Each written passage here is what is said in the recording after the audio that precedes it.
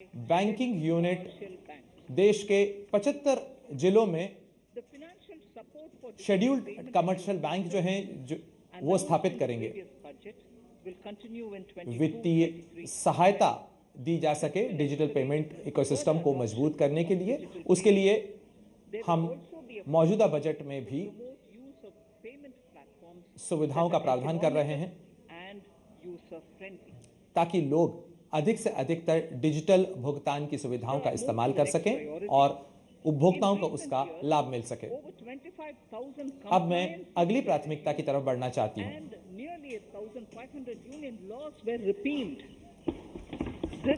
हाल के सालों में 25,000 जो कंप्लायंस की चुनौतियां थी उन्हें कम किया है और हमने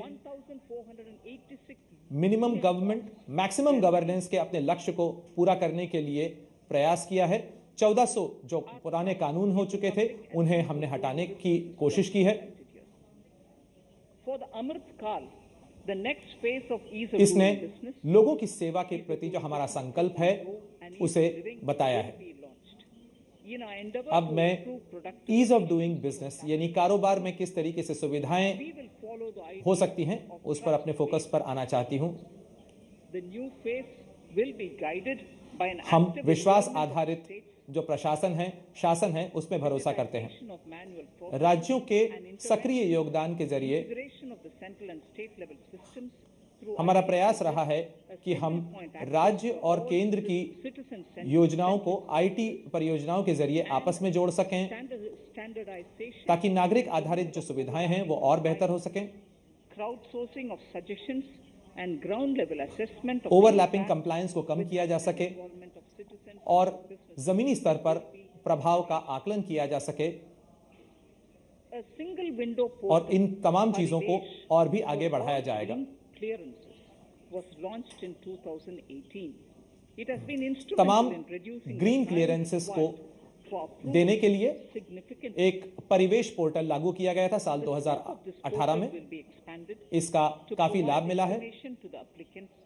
इस पोर्टल का दायरा बढ़ाया जाएगा ताकि जो आवेदक हैं उनकी जगह और उनके लोकेशन के आधार पर इसमें सुविधा मिल सकेगी उन्हें, ताकि सभी 4 अप्रूवल एक ही फॉर्म के जरिए वो हासिल कर सकेंगे और सीपीसी ग्रीन के जरिए उन्हें एक ही पोर्टल से जो तमाम जरूरी सुविधाएं वो मिल सकें।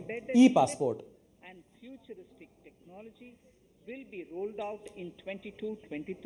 भविष्य की तकनीक के आधार पर ई पासपोर्ट जिसमें ई चिप लगी होगी जो वो साल 2022-23 में लागू किए जाएंगे, लोगों को मिलना शुरू हो जाएंगे, जिससे लोगों की आवाजाही में सुविधाएं उन्हें मिल सकेंगी।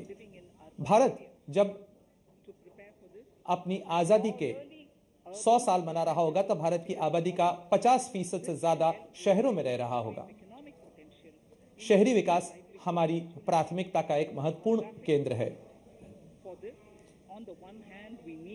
ऐसे में हमारा प्रयास होगा कि हम भारतीय जनसंख्या के अधिक से अधिक लाभ उठाया जा सके। इसके लिए अपने शहरों को और खासतौर पर शहरों में रोजगार के अवसरों को बेहतर बनाने का प्रयास करेंगे। ऐसे में हमें जरूरत है कि हम टियर 2 और टियर 3 के शहरों को अधिक सुविधाओं से युक्त करें। इसके लिए जरूरी होगा कि हम अपने शहरों को सतत विकास के लिहाज से और बेहतर सुविधाओं के लिहाज से उनकी कल्पना करें। इसके लिए ये जरूरी है कि हम पुराने ढर्रे से अपनी जो व्यवस्थाएं चली आ रही थी उस तरीके से शहरी प्लानिंग को अब आगे न बढ़ाएं। planning, implementation and governance. इसके लिए नए संस्थानों की जरूरत होगी जो कि अर्बन पॉलिसी जो शहरी नीतियां हैं उनको बेहतर तरीके से सोच सकें और लागू करने में मदद कर सकें। शहरी क्षेत्र में क्षमता विस्तार के लिए राज्यों को भी सुविधाएं मुहैया कराई जाएंगी। बिल्डिंग बायलॉज को आधुनिक बनाया जाएगा। टाउन प्लानिंग को भी सुधारा जाएगा। इस तरीके से प्लानिंग की जाएगी ताकि लोग आवाजाही के और परिवहन के जो मास ट्रांजिट सिस्टम्स हैं उनके नजदीक रह सकें।